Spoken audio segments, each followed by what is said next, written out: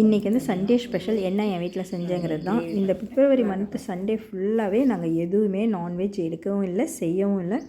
Because ஏன்னா gold, fever, examination, அது இல்லாமல் பல ப்ராப்ளம்ஸ் மீன்ஸ் ஏதோ ஒன்று நமக்கு செய்ய முடியாத மாதிரி அன்றைக்கி சண்டே எங்கேயாவது போவோம், இல்லை டாக்டர்கிட்ட போவோம், இல்லை எக்ஸாமினேஷனுக்கு அதுக்கு இது ஏதோ ஒன்று வந்து சண்டே செய்யவே முடியல. பிப்ரவரி மந்த்து ஃபுல்லாகவே நாங்கள் நான்வெஜ்ஜே எடுக்கலை.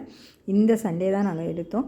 அதனால் கொஞ்சம் எல்லாமே வெரைட்டியாக சாப்பிட்ணும் அப்படின்னு சொல்லி என் பொண்ணு ஆசைப்பட்டா. அதுவும் அவளுக்கு ப்ரான் வந்து அவளுக்கு ரொம்ப ரொம்ப இஷ்டமான ஒரு நான்வெஜ் ஐட்டம். ஈரலும் கொழுப்பும் வந்து கொஞ்சம் இருந்தது. மட்டன் வாங்கும்போது நல்லி எலும்போடு கொஞ்சம் மட்டன் வாங்கினோம். அது தனியாக எடுத்து மிளகு போட்டு ஃப்ரை பண்ணி கொடுமா அப்படின்னா, அது நான் எப்படி பண்ணேங்கிறத உங்களுக்கு ஷார்ட்ஸ் தனித்தனியாக ஒவ்வொரு டிஷ்ஷுமே நான் தனித்தனியாக ஷார்ட்ஸ் போட்டுடுறேன்.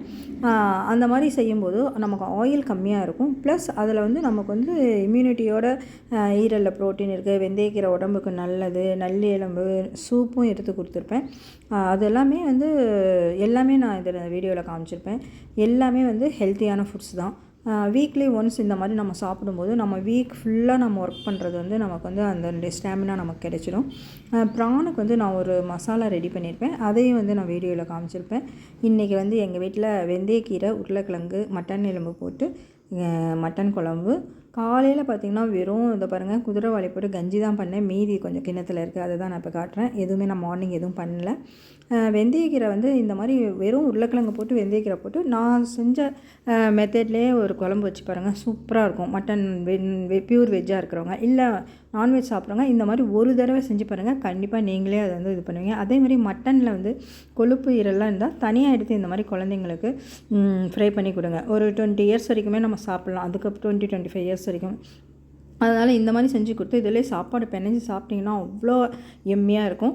அதேமாதிரி ப்ரானும் வந்து ரொம்ப நம்ம ஆயிலெலாம் போடணுன்னு அவசியம் இல்லை. நான் போட்ட மசாலா போட்ட மாதிரியே நீங்கள் பண்ணி பாருங்கள், சூப்பராக இருக்கும். அந்த மாதிரி வதக்கி அரைச்சி எல்லாமே நான் வந்து வீடியோவில் காமிச்சிருப்பேன்.